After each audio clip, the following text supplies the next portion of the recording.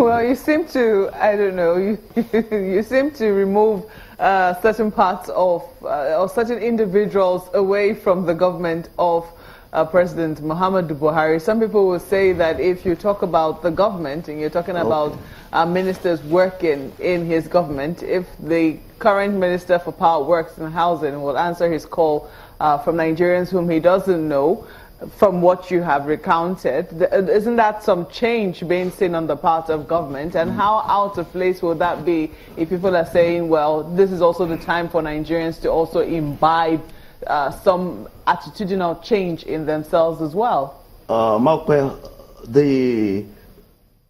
point is that they should have hold on and let us have more and more of such progressive, encouraging, inspiring attitude, reaction from Fashola. They should have waited to let us see more of that in many aspects of national life. Like in power supply? Like in power supply, in medicine, in education. They should have waited for us to see more of such progressive actions and ideas coming from government, from federal government, before they come out. Now Nigerians are depressed.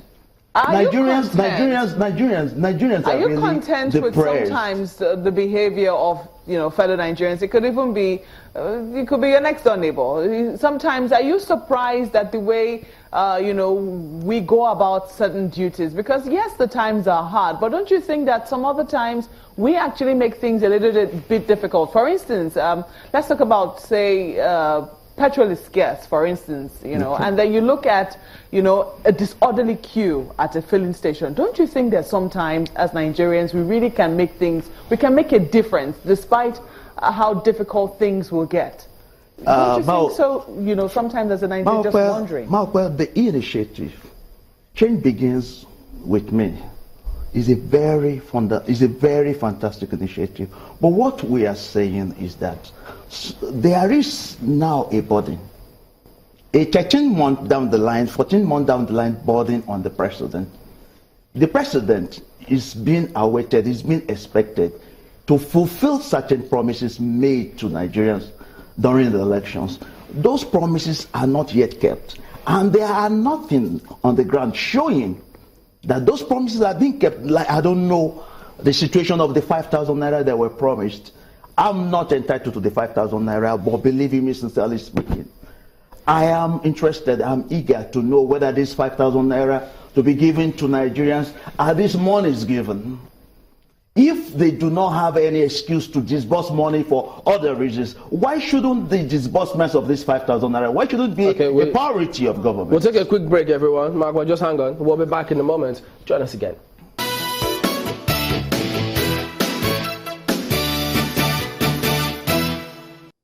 Welcome back. Concluding our thoughts, Mr. Ojemuyiwa. But at the moment, I mean, I hear that time and again when they say, look, the government seems not to be in touch with the people.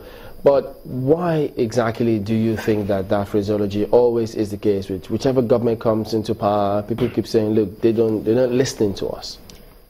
What I think is happening is that for personal reasons, for reasons of personal aggrandizement, people seems to know what you want to hear, and they tell you what you want to hear.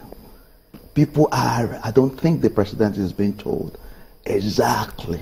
So his ministers, they need to ensure that he gets direct feedback. Like this change begin with me, mantra initiative now.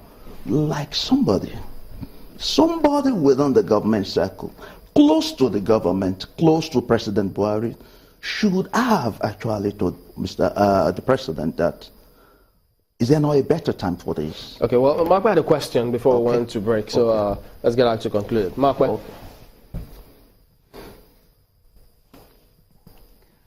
I was asking, he doesn't seem to quarrel. Our guest doesn't seem to quarrel with the idea. What you seem to quarrel with is the timing as well. Exactly. When do you think this would have been an appropriate time to introduce it? When the promises made are substantially kept.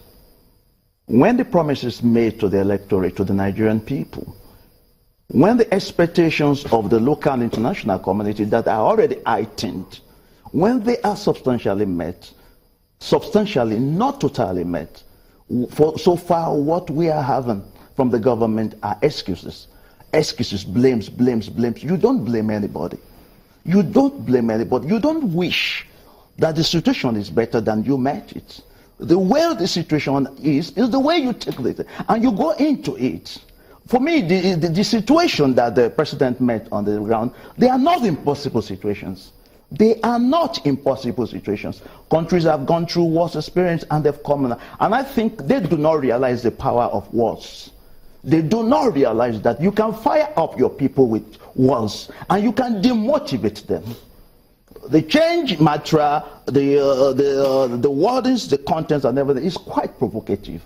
If the truth must be told, you are preaching such a message to people who are already hurt, grievously hurting, grievously wounded. Well, but there is nothing that divides friends. I keep on saying this. There is nothing that divides friends like broken promises. Now that is the stage we are in Nigeria now. Okay, and we felt the government has made promises to us, and the promises are not being kept. And we do not see these promises. We do not even see the hope of these promises being kept. That's a fact. The way things are going. That's where we have to anchor. Mr. Oluwasegun Ojemuyiwa is a legal practitioner and former lecturer, Faculty of Law, University of Lagos. Thank you for coming on today. Thank you very much. Well, that's the show today. We thank you all for letting us be a part of your holiday this day. We'll be back tomorrow. I'm Chamberlain Uso. Many thanks. I'm Sulaiman Alede.